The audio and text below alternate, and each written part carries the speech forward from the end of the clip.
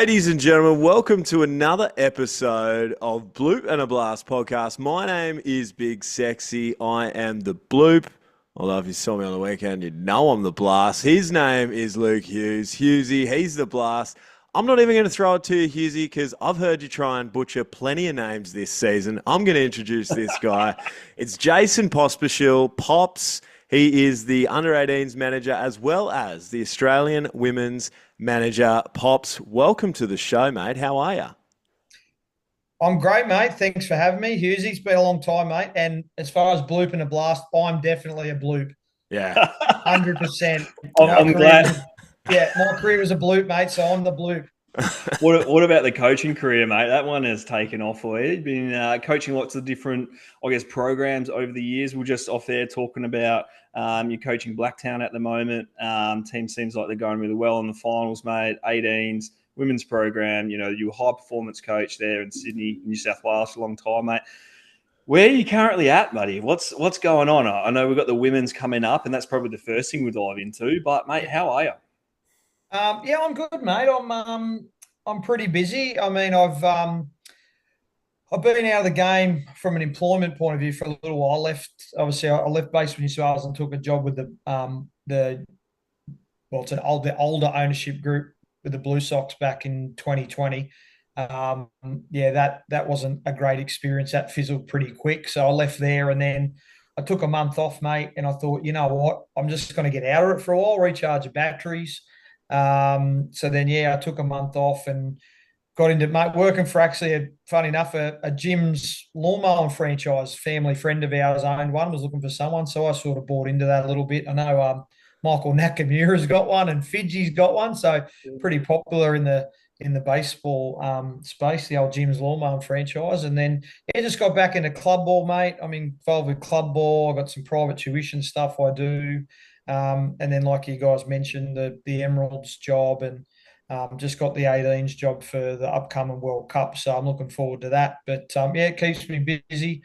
The partner, Kelly, and I just bought a new apartment out here in God's country in the Riff, Penrith in Sydney. So we're, paying a mortgage like everyone else and got the two dogs to look after every day and enjoy my young fella. My young fella's 10 now, so I get to help him, watch him play, and he's got into the game the last 2 or 3 years pretty seriously. He never really had much of an interest in it. Then all of a sudden it was just like, oh, I want to play T-ball, Dad. So we got him in T-ball and he loves it. He's just sick for it.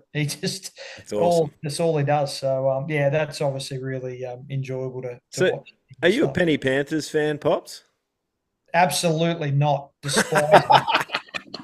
No, I'm a South Sydney Rabbitohs fan. He's a Rabbitohs guy. I knew it. Are we talking soccer? What's you wouldn't get it. You wouldn't get it. Sorry, Pops, but I'm a Mighty Bondi Junction fan. So I'm a Roosters fan. Sorry, mate. Oh, we have to end this podcast right now. We are sworn enemies, mate. I cannot stand them blokes. It's like literally Boston v the Yankees. And you can see he's wearing a Boston hat, mate. And I've got a Boston hat on, so there it is. Well, that's it. All right, that's all we got time for. So thank you all very much.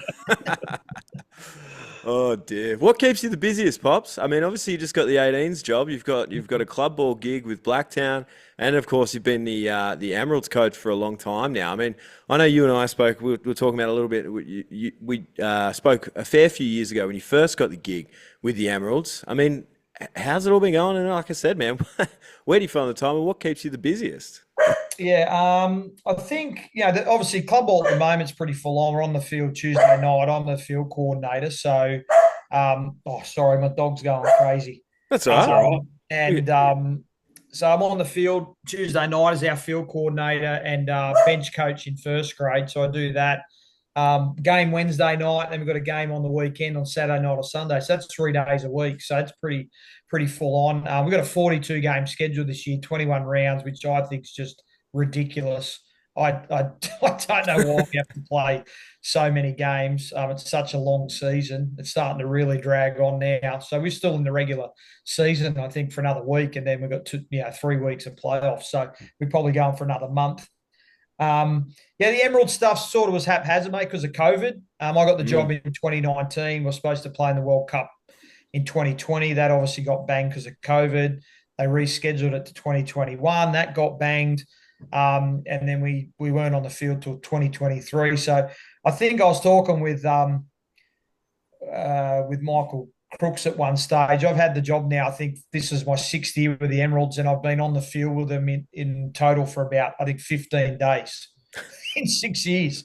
So, yeah, we haven't had. Yeah, it's been really hard, mate, because we haven't had time on the field to actually, face to face, get together, work on any, philosophical changes you want to make, or, steer the program in a certain direction, because we just don't get a chance to get together enough. So that's it's been tough. And then the 18s gig's only new, mate. I got to manage a team in Sydney for the qualifier, which we beat New Zealand 5-0, and then they asked if I wanted to take the team to Japan in September. So I'm looking forward to that. It's going to be fun. It's been, I think, the last time I did the 18s was 2015, so it's almost been 10 years. Right. So I'm excited about that group. There's some guys there that can ball, they can play. So we've got some nice pieces in the squad. So I'm looking forward to that. Camps in August, late August, and then pick the team in. We're in Okinawa, so we're in the little island Okinawa off the coast there. So it should be that should be fun. I'm looking forward to that. Yeah. Obviously, a huge shout out to Lismore boy Wes Wilford, who made that team. Got to shout out the Lismore boys. He always finds a way to bring Lismore into this podcast. Also, shout out to Morley guy Georgie Cav, who made that team. That's all right, mate. All good. I'm glad you threw that one in there, mate. I think you might be missing Riley Cooper. Riley Cooper, yeah, my bad. Cooper's a Lismore boy too. Yeah, but see, Riley Cooper plays for Norths, mate. Wes plays for Brothers, so there's a bit of a difference there. No. Mate, as we're talking about the 18s, we'll dive in the 18s and we'll come back to the Emeralds team. With that squad, obviously, they're reading the article earlier this week. I think it was posted yesterday that, the team was largely picked out of the Nationals early in the year. Now that you got the team, have you turned to all the high performance managers? Did they have any input within the selection period or process with the 18s, or was it just purely from the national tournament early in the year? It's a combo, mate. So obviously, Baseball Australia HP staff obviously watch all the games at the Nationals, mate. I wasn't able to get to all the games. I only was able to see probably half a dozen games. So I was pretty reliant on them guys picking the squad, mate. And then obviously all the state high performance managers are around their teams and around that tournament every year. So there's constant communication between BA and the high performance managers in regards to, players and selections and stuff like that. And they're a lot more thorough, I think, than people think. People think it's just a bunch of guys that get around a table and go, we'll just go that guy, that guy, that guy, that guy.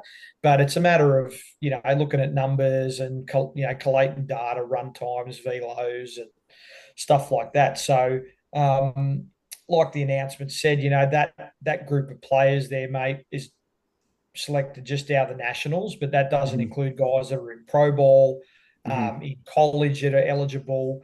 And then there's also a means for guys in their state high performance programs over the winter, if they show, performance improvements that garner them a chance to add to the squad, we'll add them to camp.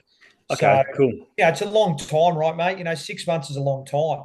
You get a guy that might be, 83, 84 and is working on a second pitch, for example, and then in 6 months' time, 88, 90 with 3 pitches, they come right back in the mix, right? So 6 months is a long time. It's not a matter of just because you've been picked in a squad in January that we're not going to take into consideration the next 6 or 7 months. The kids at that age, you think back to when you were that age, mate, and I was that age, the improvement that you make in that time can be quite dramatic, especially at 17 and 18 right there. Yeah.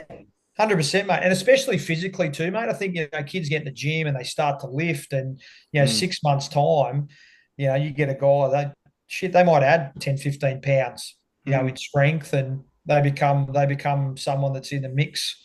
Mate, I put on 10 kilos that year. That year between 17 and 18, I went from a little wee to finally, obviously lifting in the gym and eating and pumping those protein shakes into me, and then a lot can happen in that period of time. So you got the 29 plus, obviously looking and hopefully had some extra pieces, as you said, some potential pro guys as well as the college guys as well. So that squad looks like it's going to evolve. So you guys will get together in, when did you say?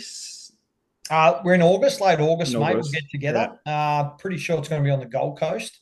So we'll get together, have a selection/prep camp, bunch of games.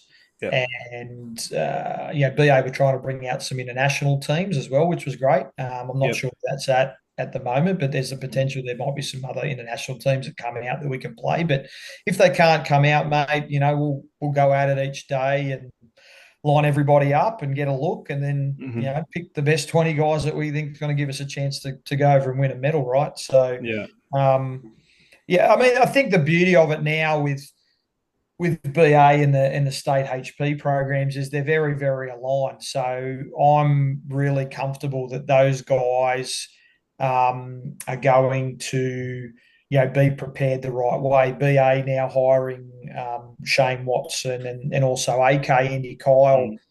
There's going to be a direct line of communication from BA to the states in regards to, okay, this is how we want to prepare our guys. This is how we want to get them up to game speed. And I mean, the terminology we use is we're trying to raise the default setting. I think a lot of the kids here, mate, their default setting is club baseball. And it's like, it's like you go to international competition, mate, the game speeds up. They hit the ball harder, run faster. The game just plays at a different speed. So I think a lot of our preparation is going to be around getting guys game speed reps and utilising the stopwatch to simulate, like it's no longer catch a ground ball and get it to first in 5 seconds or less. You have to get it over there in, 4.3, 4.4 or less. You still got your guys at that level that are, your 3.94 flat burners. So just prep like that, mate. So, it's going to be good. I'm excited. Good bunch of kids. And going to have a good coaching staff on board. And I think it'll be good that we have that alignment now to where every state is really, really clear on how they need to get all these guys prepared for camp. It's interesting because I always say tournaments at that time of year is just horrible for Australian baseball players in general, senior team, women's program, all the way down, because we just play very limited baseball through the winter. And a lot of it is based off, what you do in the cages and machines. And, it's hard to replicate what the game actually feels like in, August and September, even if you do get to play a handful of games up there on the Gold Coast before you take off too. So it's just one of these things we always fight this battle. You look at the Premier 12 last year, the time of year it was, and then you fast forward to the World Baseball Classic and the time of year that is, and you're coming off a 40-game season, rolling into the World Baseball Classic, or you're rolling off winter into trying to play against Prem 12, world-class players. It is a difficult time, and, it's not an excuse. It is what it is. You got to do it, right? But, obviously aligning the HP programs and having the guys now, Watto and AK, to, I guess, really push that, derogative around, let's make sure we're up to that speed to play. It's definitely special, and it's definitely something that needs to happen. We've talked about it for years around, the speed of play in an Australian baseball local competitions. And, unfortunately, they aren't that strong, throughout all the teams. So, yeah, mate, I wish you the best of luck with that. It's going to be, a huge, huge time, mate. That under 18s age group is such a influential age group where, you do get a lot of these guys that are taking it seriously now. They have been in the gym for a couple of years. It's a special time for their development and their careers and to showcase themselves on the world stage. And, there's a lot of people, a lot of eyeballs on those tournaments, isn't there? Yeah, like you said, mate, I remember when I never played an 18U World Cup. I was on the squad one year and I got hurt. I had to have knee surgery, so I missed out. So I've never actually played in one. But, being around it, managing the 2015 World Cup in Taipei, and then being around the academy and helping with the infielders get guys ready for that level of play, I think it's, having the experience of being around pro baseball like yourself and international baseball, you can help the guys give a bit of a context on what it's going to be like. And what you said is spot on, mate. The speed of the game here is not even close to the speed of the game that they're going to face there. I think giving them a context on, hey, listen, like, you you face a guy here that's throwing 84, 85, and everyone thinks, oh, geez, this guy's firm. And then you go over there and 84, 85 is a thumber. And it's like you face a 94, 95, 96, and these kids are 17. And it's like, I'll never forget my first day in Pro Ball, my first at bat in extended spring. I faced a guy named, you would have faced him, mate, I think Manny Del Carmen. Yes. Like second round pick or something with Boston. Yeah. He threw 3 fastballs to me, mate, 97, and I'd never seen above 90 in my life. And it was like, good morning, good afternoon, good night. And I remember walking back to the dugout, and Al Newman, my manager's like, you got to swing the bat, son. I said, I didn't even see it, man. I said, I got no idea. You know what I mean? Can I get a plane ticket back to Australia? Thanks about it. It's like, it's just the context, mate, So I think that, having guys around the game like yourself, like the 30-odd guys we've had playing the big leagues, and the guys that come back and are able to work with our younger players, and the guys that are on the national team, they're able to contribute from a coaching perspective too. It's such a huge, huge advantage for us, and great for them kids that they have people that have been there and that have done it and can actually help educate them on what to expect and how to prepare. Because, when I went to Pro Bowl, I never had that. I mean, I didn't have anyone that helped me. Like, it was just like, get in a plane, go over there. And after the first week of extended spring training, I remember saying to myself, like, what the heck am I doing here? Like, I'm not in Kansas anymore. Like, this is not even close to what I was used to back here. So I think we're in a good space in that regard now, with guys that come back and they're able to help out in programs and help kids and educate them and give them a context on what to expect. Hey guys, Big Sexy here. Just taking a quick pause for the cause. I just want to shout out one of our new supporters on the show. It's Grubby Mitts, at Grubby_Mitts on Instagram. You might have seen on our Bloop Blast stories over the last week on socials that they did like a relace and reconditioning on my gloves. I got my outfielder's glove done, which is probably about 10 years old now. And I got my one of my first gloves, my pitcher's glove, done, and like, they feel like new gloves. I picked it up, especially the outfielder's glove, right? Because I ain't pitching anymore. No one wants to see that.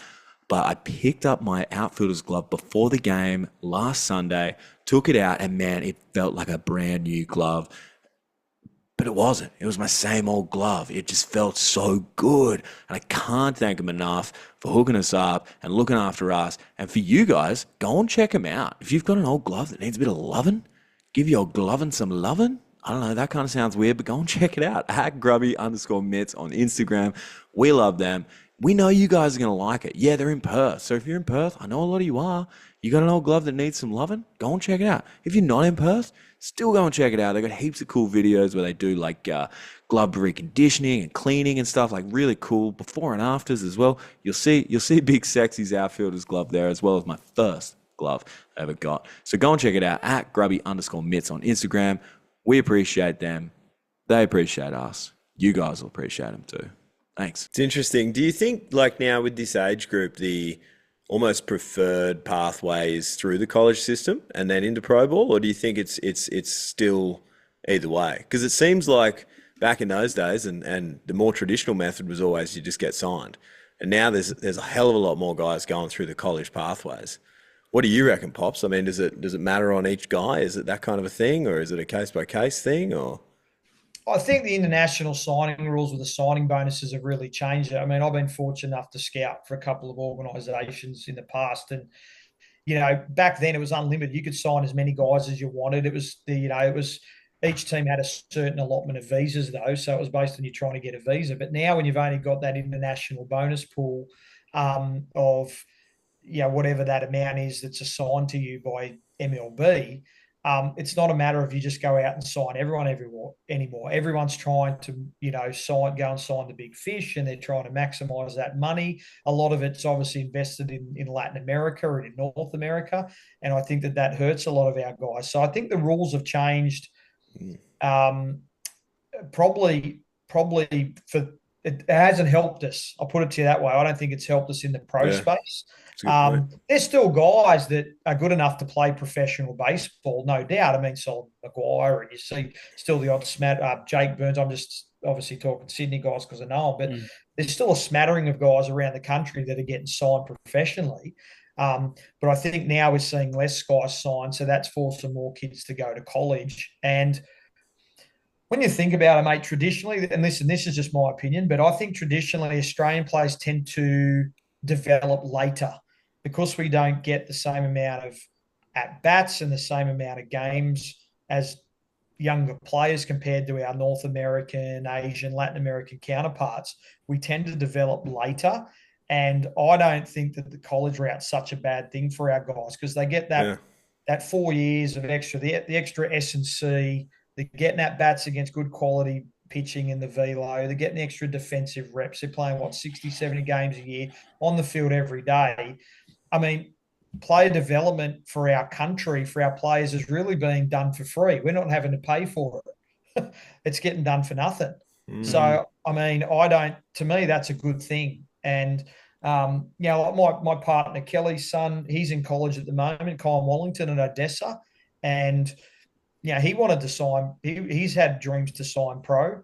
And I sort of had to tap him on the shoulder and go, no, mate, you go there. That's going to be a better pathway for you to go to JUCO for 2 years, go to a 4-year school. And then if you put up some numbers and you can get drafted, that's great. If not, you come back and you can play in the ABL. I mean, you can still play for your national team by playing in the ABL, not going to college or playing professionally. So, that's just my opinion, mate. I think the international signing rules have had a huge impact. It's a good point. I didn't think of that, actually.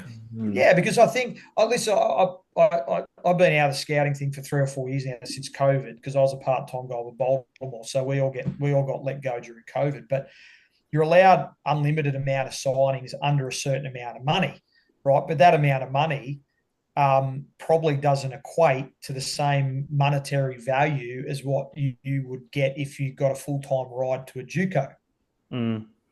So it's an interesting one, Jace. It's like sitting back at it, and I still think we haven't seen this college pathway really show us yet. Like, obviously, Travis got picked up last year, first pick, clearly, right? But I feel there still hasn't been enough of a trickling into pro ball post-college career yet. And I'm really interested to see the next 5 years of these guys that are, doing some good things in college at the moment, what their next steps are going to be. Will they get drafted? And I think we'll really start to see, whether or not it's working or not working within the next 5. I think we're still a little bit too young on the college pathway thing. I think we need a little bit more time to see how that develops. And, of course, for these players to, I guess, show these colleges that there are players in Australia. I felt like back when we signed, and talk about back in our day, but, there were a lot more opportunities for guys to play professional baseball. Me, for one, would never have gone to college. The second part, if I was coming through the system now, there's probably a good chance I wouldn't have signed due to these new rules because of the fact that I was just an average baseball player, right? At that age, at that time, I was just a bit of a nut and, how he liked me. So, thank God for that. But you're a little bit better than that, mate. Well, I got there, but at the time, man, I was just a bit of a hack, right? Like, and I'm a realist, and I really sit back going now, like, shit, if I went through the system now, I wonder if things would have been different. And I really am looking forward to seeing the college pathway really show us a few things in the next couple of years. And there are some dudes at the moment banging in college this year and had really good starts. And, I'm excited to see what these guys are going to do, whether or not they get drafted this year or next year. So, it's an interesting landscape. I would have loved to have seen an alternate universe where Hughesy goes to college. I don't know why. I just think that would have been funny as hell. Can you imagine it? Like, good luck at school. It would have just been a complete wreck off the field. It's an interesting point, Pops, because I think about it like I know a number of guys that have been through the college system and they've come out of it way better baseball players than when they entered. And then and you also look at, on the reverse of that, you look at the guys that we all know that have signed and sort of got released, and now what? Do you know what I mean? So, like, I think I'm probably leaning more on the side of what you're saying, Pops, is like, yes, the strength and conditioning, yes, the reps, and, I don't know. It's interesting. You're right. I get where you're going there, Hughesy, but, like, I don't know, like, surely it's got to make these guys better, I mean, I sort of feel the same way as Hughesy, like, I signed with the Twins, same as Hughesy did, and as I've always said to Howie, I said, Howie, you're dumb enough to sign me because there's no way I would have signed myself. There's no chance, right? I mean, I could run and I could really catch it, but I swung a wet noodle, and it was like Howie was like, well, you can run, you can catch it. If you get a bit bigger and stronger, I had good bat to ball skills, but there's no way I was able to handle velocity because I was so tiny, mate. I was so overmatched physically, right? But I look at when I signed too, mate, I had offers to go to college. I had a couple of JUCOs in Texas. I got offered a deal to go to University of Kansas, right? So big, pretty decent school. The thing was at the time with the US dollar, my parents just couldn't afford to send me, right? So I didn't have a choice. I didn't have a choice. It was like if I want to go and play baseball in the US, it was well, I can't afford to go to college, so I'm going to sign pro, right? So I went pro, and then I was same 3 years and done, right? And I think now that the thing I see with the college pathway too, mate, is there's a lot of our guys that are getting full rides, right? And when you're getting a full ride, that makes it a lot easier, right, to make the decision. It's like, okay, I don't have to pay anything bar me plane ticket over there and back, and I get 4 year, or the first 2 years at a JUCO, I don't have to pay. That makes it a pretty easy decision, right? And I think the monetary value, all up for the 2 years is around 40 grand US. So like a full ride. You think 40 grand US, what's that Aussie at the moment? About 60K? Yeah, 60, 70, yeah. 60K, 60, 70K. That's not bad, is it? Yeah. It's like, to me, that's like signing for 70K. Yeah. I look at, okay, look, someone goes, I'm going to sign you, here's a 70 grand contract, sign-in bonus to come play with us, right? And you're guaranteed to play there for 2 years. Shut up, dog. You're guaranteed to play there for 2 years, but it's like in pro ball, you're not guaranteed to play every day. Yeah. And it's I think too it can work the other way. You see some of these guys that sign in pro ball for big money, and when you get a nice payday, right? I don't care what anyone says, right? You get a good payday, and you get released after 2 years, that's a lot easier pill to swallow than if you sign for 15 grand. Yeah, definitely. It's an interesting one to sit back and analyze because the guys have gone both ways. Guys have said, "No, I'm making money on sign." Other guys have gone to college. And it's both. Some have worked, some hasn't worked. Some guys have gone off to college, and it's an interesting one. It's a really difficult decision to make as a 17, 18-year-old kid. Obviously, you've got your family that support. A lot of these families, unfortunately, don't have the knowledge. They turn to people they know to discuss it and talk about it. In the end, it's their decision, right, to come down, and you got to live by it. I always say you got to live by the decision that you make, and if you choose a pathway, go all in and see what happens in the next couple of years. And when it's all said and done, you can look yourself in the mirror and go, no, I gave it everything, and it didn't work either. If you went to pro ball, it didn't work. If you went to college, it didn't work. And my biggest thing is that coming back to Australia, just being a better person, being a better baseball player, and being able to help the country in some capacity become a better nation, at the sport. And you might end up playing 15 or 20 years of club ball and managing a team. That's success in my mind because you're giving back to the sport. Some other players be losing to the game and unfortunately haven't had a great time in college and come back and decide to step away, or haven't had a great time in pro ball, come back and step away. And that's the big thing for me, making sure that those players, when they come back, one, have a pathway, or two, have the ability to talk to people to be able to work through some situations that they might be going through. So, mate, it's an interesting conversation. I'm kind of glad we stumbled across it, to be honest with you, because we haven't spoken about this on the pod yet this year, mate. So, you've got very influential, I guess, kids coming up, with under 18s. What do you know your coaching staff yet with that team? Have you selected all, or are you working through that at the moment? Yeah. So it hasn't been announced. Don't announce it then. Hasn't been announced publicly yet, but I know it's pretty good. Give us the scoop, Pops. Give us the scoop. Come on, mate. No, I can't give you a scoop. Sorry, mate. Belno would love you for it, mate. Belno would be like, yeah, thanks, Pops. Appreciate that. Those boys got me again. Contractual obligations. Damn. No, that's good, mate. And look, good luck in that space. But, so you do have the two roles this year. And, the Emeralds, you've got the national championships coming up in, what do we got, about 6 weeks, I think, until they kick off over Easter. Mate, what does that look like for you? You're obviously going to head to it and check it out? Unfortunately, mate, I won't be there this year. I'm actually going to see Kel's son Kai playing college for 2 weeks, so I'll miss it this What year. a coach! This guy hasn't coached in 5 years. He's done 10 games on the Has to field, show and he's up. just like, you know what, I'm Missed out. the 18s. I haven't missed the nationals and women's nationals, and I haven't missed the ABL Women's Showcase since 2019. I've been to all of them, so I keep my eye on it. Yeah, it's by the looks of it, the WBSC have been pretty forceful about there being a qualifier in the Oceania region this year. So we've never had to qualify before because no one's ever entered to qualify against us. So we've always got the Oceania qualification spot to go to the Women's World Cup. This year, supposedly, word on the street is Guam. Guam want to put together a team and play a qualifier. So we'll probably have to qualify against Guam. So which is a positive for us because the way that the new World Cup format has been put in place by the WBSC, we would only ever get together every 3 years, right? Which, how does a program develop getting together only once every 3 years?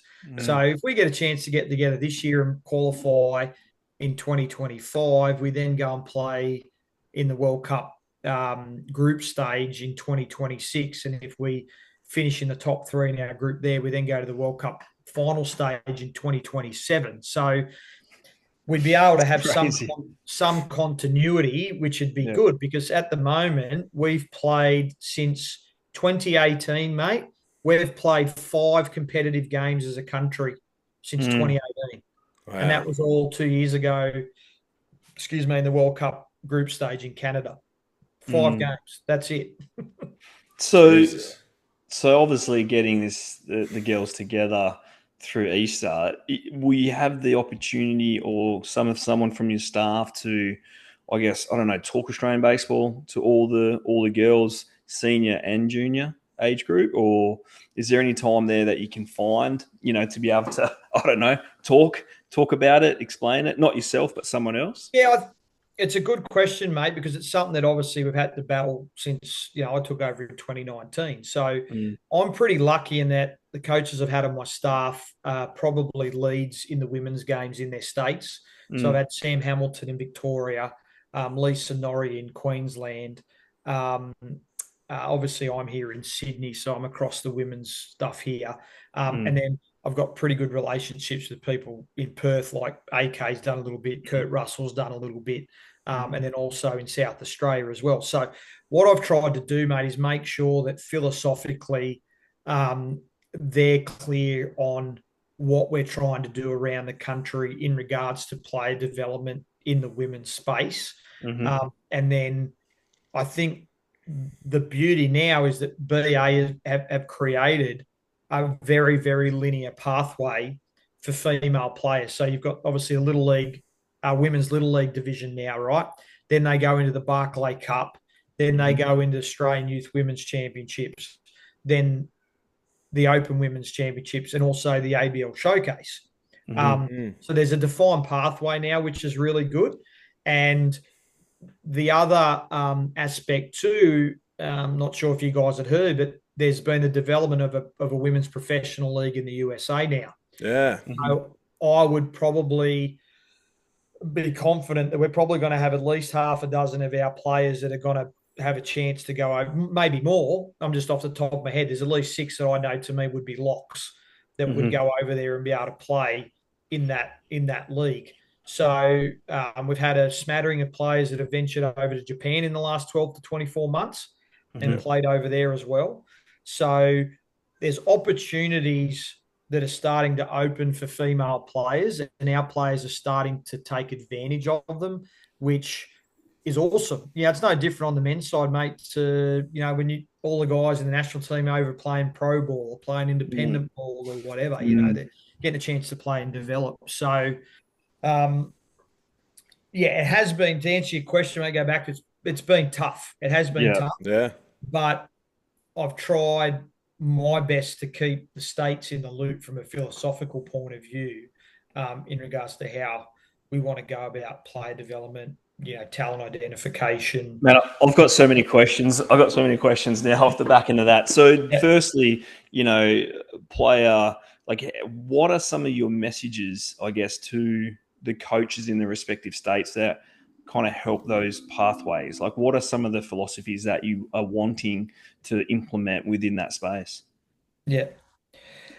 Oh, mate, it probably, I probably break it into two areas, right? So on-field standards, what we're trying to achieve from let's say a tools point of view, mate, in regards to understanding what an international female caliber baseball player can do.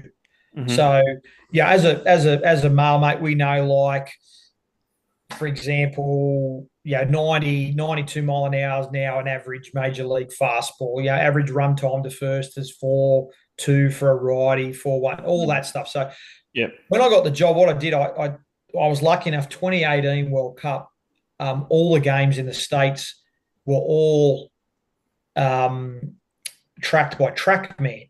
And all that TrackMan data went into one central database, which I was able to gain access to. So I was able to get all this data: an average velo, fastball velo, average time to first, average exit velocity, average catches pop time, average stone based on all, you name it, and break it down into like a scouting grading scale. So that, okay, here's what the averages are: average, like we just said, average exit velo, average fastball velo, blah blah blah, and give that to the states and go, okay, this is what an international caliber female baseball player looks like. Now, I'm not basing it off the teams that are obviously ranked, 10 to 20.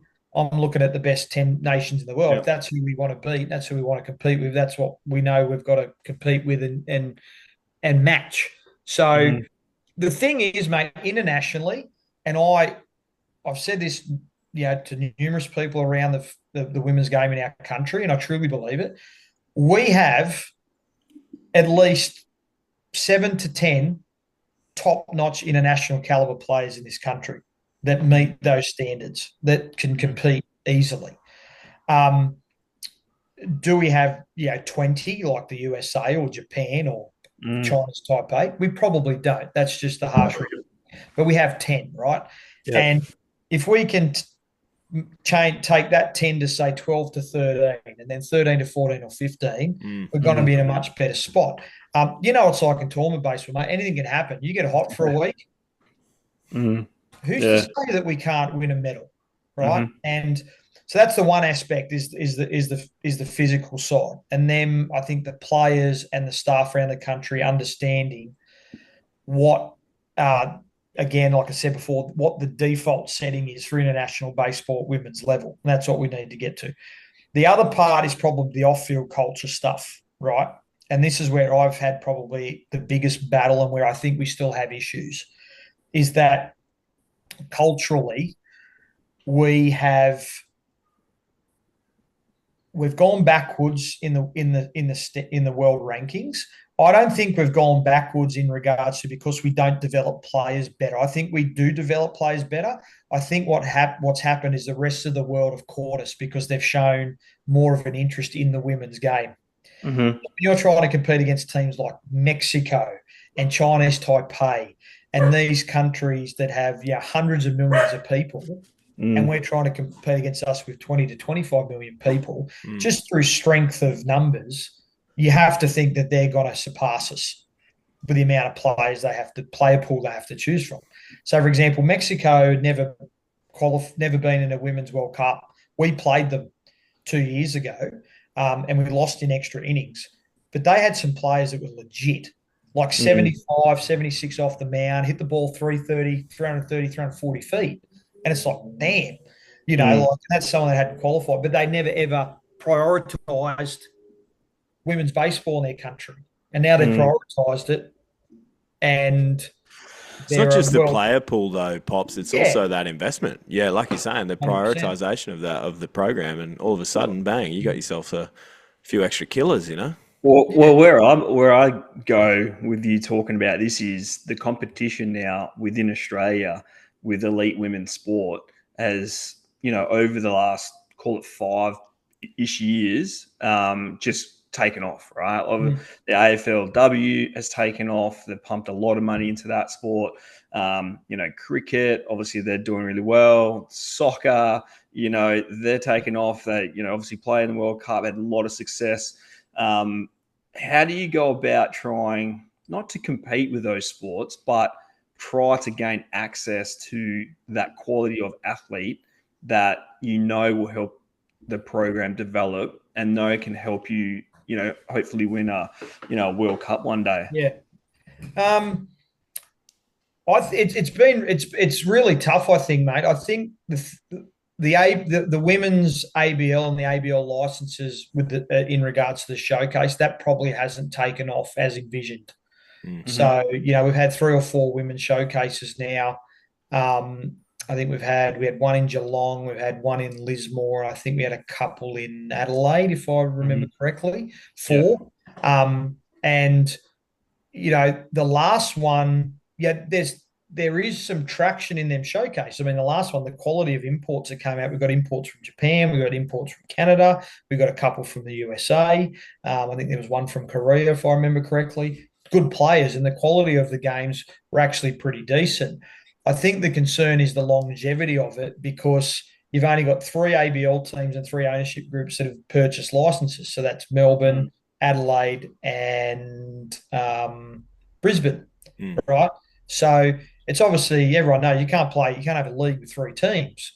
So until the other owners, I suppose, want to purchase a license and potentially, support a women's ABL, that growth, trying to attract that athlete, mate, I think is really hard, because if there's no professional league to attract them to play into, then that's really difficult.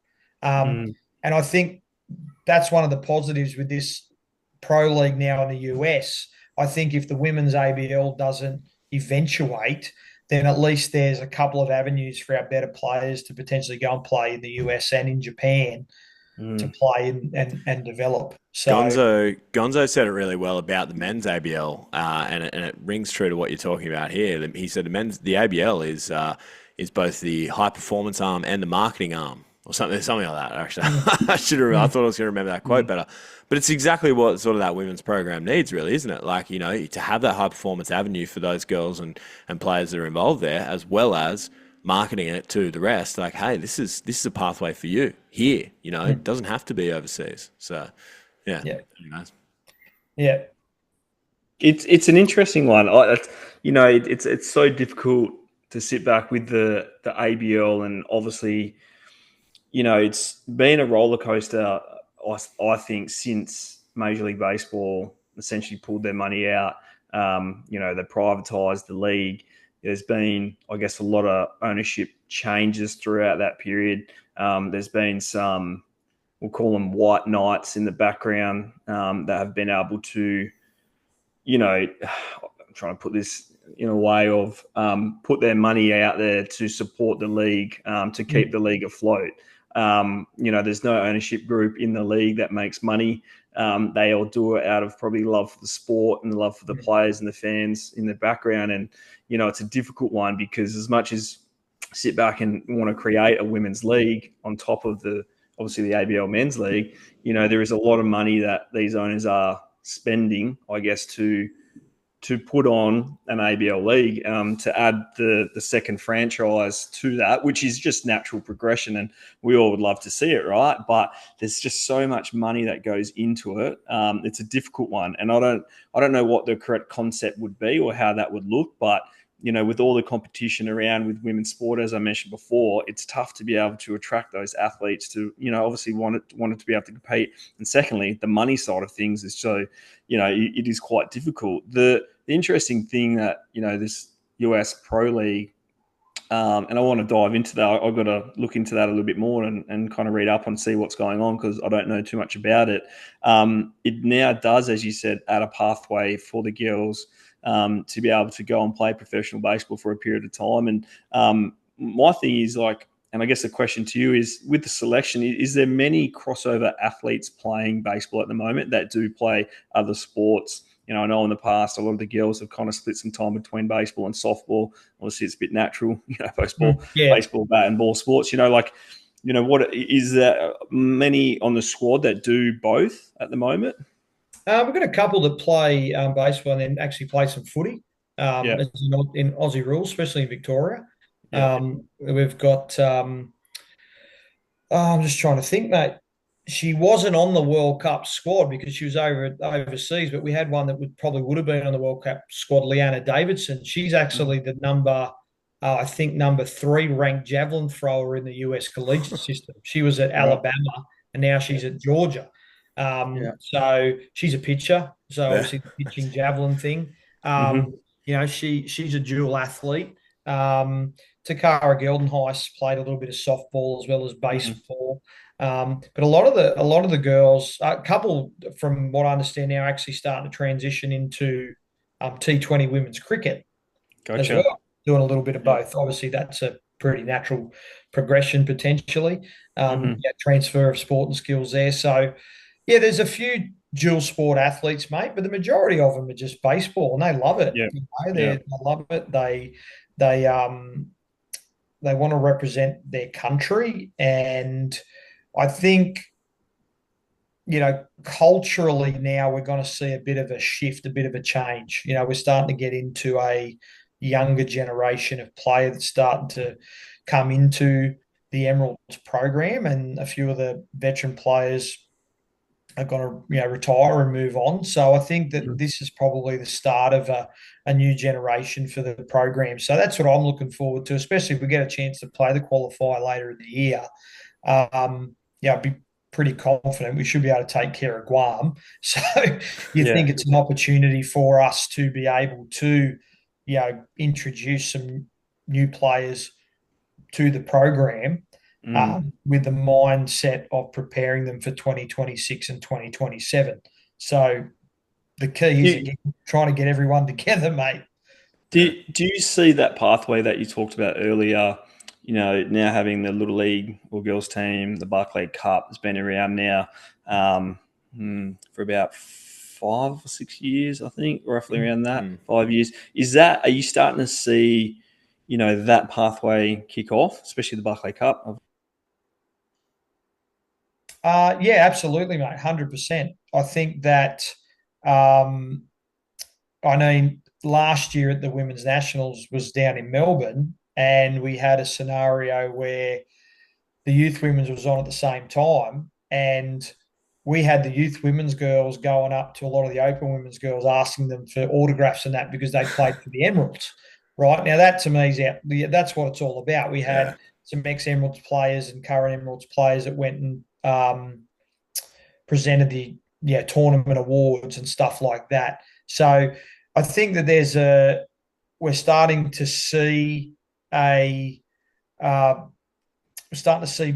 that the younger generation of players in the youth women's are starting to take notice of the Emeralds players, I think, through the ABL Women's Showcase and through the Nationals.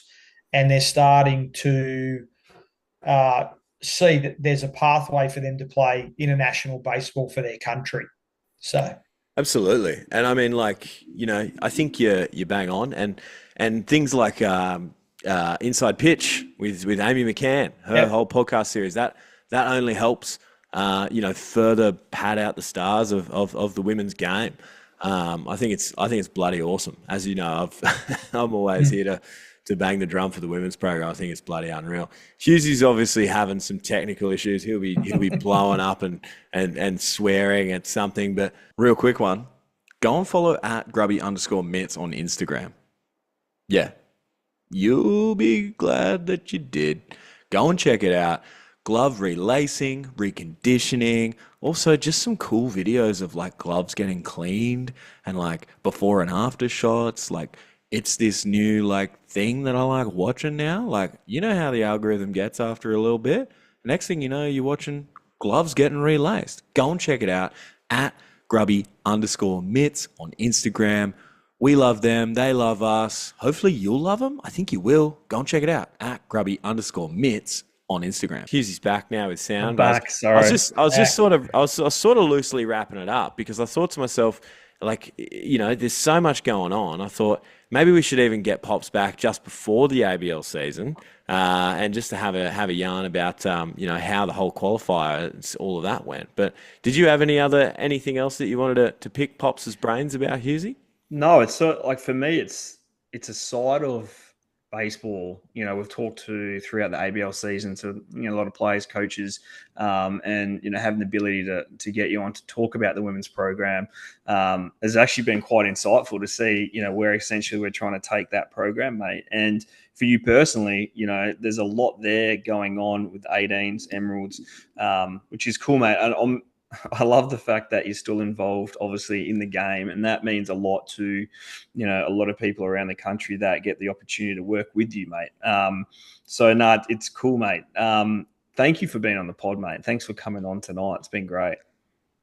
No worries, mate. I just suppose that, the thing for me, mate, I'm obviously very lucky to have had the opportunities I've had in the game. And the thing for me is just to pass it on to the next generation. I mean, the game's been in my blood ever since I played my first game at 9 or 10 or whatever it was. And, I've been very, very lucky to have had the opportunities, playing over in Pro Ball. Actually, it was funny. My old man said to me the other day, I was sitting there having a beer with him watching TV, and he goes, "How many people in this country have played, scouted, and coached in professional baseball?" I said, "Oh, I wouldn't have a clue." And I said, "Why?" He goes, "You're one of them." And I was like, "Oh shit, yeah, Yeah. you're right." Like, and I hadn't even thought of it that way. And then you start to reflect on having, played with the Twins. I coached with them for a little bit, and then scouted with Baltimore and the Twins for a little bit, and then having worked in high performance, and like it's just I sometimes I sit back, and I've never done it probably selfishly. I've done it just to give kids and hopefully help them have an opportunity that I was able to have an opportunity doing. And even though, I was a terrible professional player, but still just, to have that opportunity, that not many people have, mate, just like It's yourself, it's that's the reason I do it. It's rewarding. And I wouldn't change anything, mate. I wouldn't change anything. I do have one more question for you. Yeah. It's kind of deep. You've been involved in baseball now 25 years, 25 years around there, at, more of the older age group, not the younger age group. What are some of the key things that you've seen? And I'm sorry to go this deep at the end, but what are the differences that you see now than what you saw back then within the players, within the game in Australia, within all aspects of the game? Mate, I think there's a number of different things, right? I mean, you look at from a player development point of view. You hear a lot of people say, well, we don't develop the same quality of player now as we did, say, 15, 20 years ago, mate. Like, say, in our era when we were coming up, and the era before us with the Willows and the Kingmans and those guys, right? No, sorry, no disrespect. They're just guys that come to mind. But we were involved when we were in the institute programs where we were on scholarship. We were getting paid to have a scholarship. And you were lifting 3 days a week. You're on the field 3 days a week. You get nutrition, psychology, and all that sort of stuff. And then that's obviously been a huge change because now it's user pay, and it's not a matter of us getting whatever it was at the time, made a 7 to 10 grand scholarship to be in the institute because we're an Olympic sport. And now it's user pay. That's been a massive change, mate. Massive change. I don't care what anyone says. You can't expect to develop the same quality of player when you don't have the same monetary resources available to you. To me, I look at it and I think that's just common sense, right? It's like the Los Angeles Dodgers versus the Miami Marlins in payroll. Like, which one do you reckon is going to have a better chance to win, right? That I think. Me personally, mate, and again, I don't mean this disrespectfully. This is just my opinion. I think the quality of coaching that's around now is not even close to what it used to be. I mean, that probably at the lower levels, at the club baseball level. Like, I was real lucky. I remember my junior career. I had an ABL coach as my club coach, right? I had an ex-ABL player as my representative coach when I was playing charter/association baseball. And then obviously into in-squish, you had, Donny Cole, mate, and guys like that. Like, Yeah. I'm sorry, but the quality of coaching now around the country is not as deep as it once was. And I think that's had a knock-on effect with kids, players now probably not being as fundamentally sound across the board as what they used to be. That's just what my eyes are telling me. That's just my opinion. That's what my eyes are telling me. Yeah. They're probably the two biggest changes that I've seen in the game across that time. On a positive note, though, I think kids now have far, far greater opportunities in the game, mate, than we had. When we had, it was like you played club baseball. If you made your charter/association team, that was great. And then the next thing was like make your state team. So if I made a state team, best thing ever, right? Then make the Australian team and go and play in a World Cup or whatever. And then, the pro college thing kind of come off the back of that. Now these kids, holy cow, man, they can go on this tour here, do that program here, that program there. It's like there's the market is just absolutely saturated with opportunities for kids to play the game. I think that's a positive. I mean, look at what we are just talking about 5 minutes ago, mate. The women's pathway. That pathway didn't exist 20 years ago. That's changed. That's been a big positive, no doubt about that. I think probably baseball's a sport not being a regular in the Olympics anymore has probably hurt us a bit. Obviously, that's caused us to not be an institute. The institutes to drop out with the funding, the sort of stuff. That was obviously a hammer blow. And when you look at all these changes and all the factors that occur and that take part in everyday baseball in the country, for what we have to go through now from a funding / player development point of view, because not being in the institute, not getting the funding, we punch still well above our weight internationally. And I think that's something that we should be extremely, extremely proud of. You look at like, for example, look at the 04 Olympic team, and that I think there was a stat like their payroll for that team we had was like 2 million compared to however many million that Japan had. You look at payroll, we had no business beating those guys. Guess what? We did. I've said that for so many years. It's so funny when we come up against, and we don't ever play that card, but I'm a realist. I say it all the time. Like when you're coming up against teams like the Samurai Japan or Team USA, whatever, World Baseball Classics, those guys are on. Oh Jesus! Look at the Dominican team now. I mean, we're talking billions. We're going to be talking billions of dollars worth of contracts. And that is what it is. It's just a part of the game now, right? So I agree with you on every point that you just made, and it's great to hear it from someone else, mate, especially someone that's been in that development pathway for the better part of 20 years now, mate. So as a player, as a high performance coach, as a Sydney Blue Sox coach, Emeralds coach, 18s coaches, mate, you've coached it all. So as a baseball fan and nuffy now, mate, I say thank you to you for the effort that you've put in over the years to help develop the game in the country and develop the players in the country, mate, not only just in Sydney or in New South Wales, but all the tournaments and all the things that you've done to be able to nurture these guys and help them develop, and girls develop on both sides. Mate, it's thank you to you.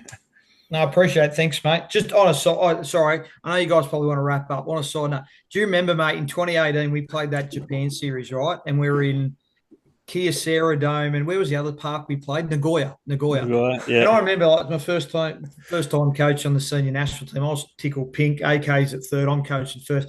And I remember game one we faced Senga, and then game two we faced and Senga's throwing that ghost fork.